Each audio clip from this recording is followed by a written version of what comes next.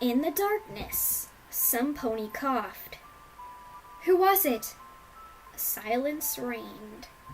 Who? A dim violet light sprang into being. Twilight Sparkle's horn barely illuminated the cramped, windowless room and the 6 ponies within. A world of dark purples and inky blacks sprung into being, colors distorted by the monochrome aura of the magical implements. Shadows pulled in the corners, lurking just beyond the reach of the unicorn's spell. Rainbow Dash watched as Twilight glared at each of the friends in turn. None spoke. Silhouettes danced along the walls as the unicorn moved her head, causing the light to jerk and shift. Pinkie Pie huddled near the barred door, eyes wide and uncomprehending as she stared off into an uncertain distance. The baker twitched slightly, squeezing the bag of flour that she clutched so tightly to her chest. On the room's only bed, Rarity lay next to Applejack, her head buried in the farmer's shoulder. The dressmaker shook as she sobbed quietly. Dash didn't know whether the unicorn's distress was because of their situation or because of their hygiene. The room reeked of unwashed bodies, and Rarity's mane, like every pony else's, was tangled and knotted and hung heavy with filth. Applejack, for her part, merely stared stoically back at Twilight Sparkle when the librarian's gaze turned to her. And then those eyes were on Dash, and on Fluttershy. The two were locked in an embrace. It was the only comfort they had in the room. The weather pony found her voice when the other Pegasus began to shudder. What does it matter? Twilight Sparkle's brow furrowed. Get serious, Dash. It's better for 5 of us to get through this than none of us. Coughing is the only warning we get. Fluttershy's whisper carried well enough in the enclosed space. Couldn't we, wait and see? It could just be dust or a cold. Please. I really wish that we could risk it, Fluttershy, Twilight said, the sharp edge of her voice softening slightly. But there's no going back once it reaches the final stage. You saw what happened out there. Do you really want that in here? Applejack sighed, then spoke up. She's right, Cube. It's not contagious till the end. We got a choice to make. 1 death, or 6. Rainbow Dash gritted her teeth. Isn't there anything that can be done? Can't your magic cure it? Stop it? Slow it down? She paused, then added in a hoarse whisper. Anything? The unicorn shook her head. Even the princess can't cure it. She can only contain outbreaks that do happen. Every carrier has to die. That's the only way the rest of us here can be safe. The only way the rest of Equestria can be safe. You know that, Dash. Time matters here. Why are you stalling? The weather pony's mouth worked, but no words came forth. Fluttershy's voice, suddenly confident, filled the gap. I coughed.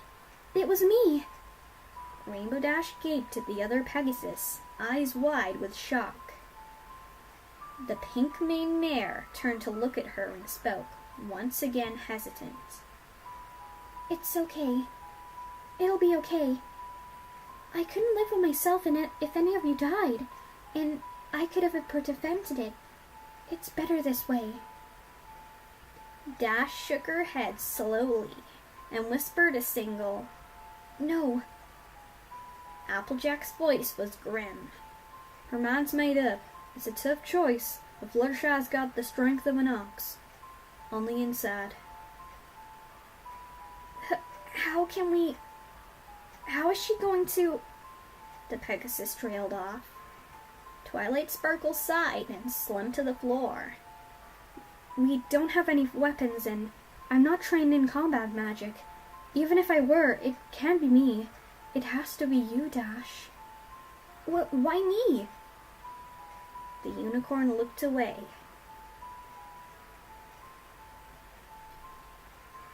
I know you well enough to realize that you'd never just stand aside and let one of us lay a hoof on your filly friend.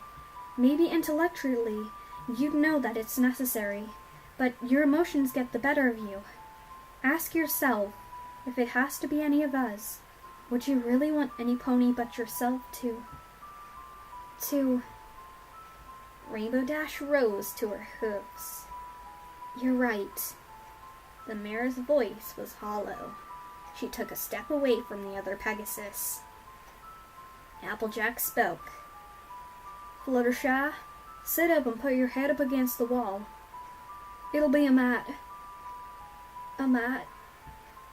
The mare choked back tears. Quicker.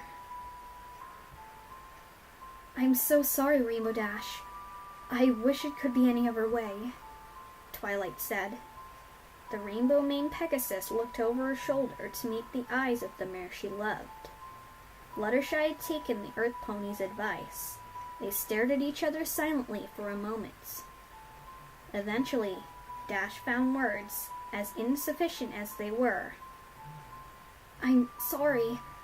I love you. I'm so sorry.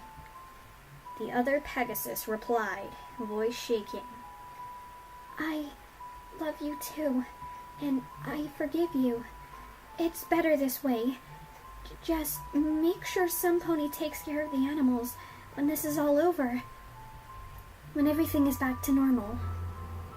Rainbow Dash whispered, I promise. She took careful aim. One buck, it would be quick. Fluttershy deserved that much, at least. When she was sure she'd connect, vision or not, she spoke. Cut the lights, Twilight. No pony should have to see this.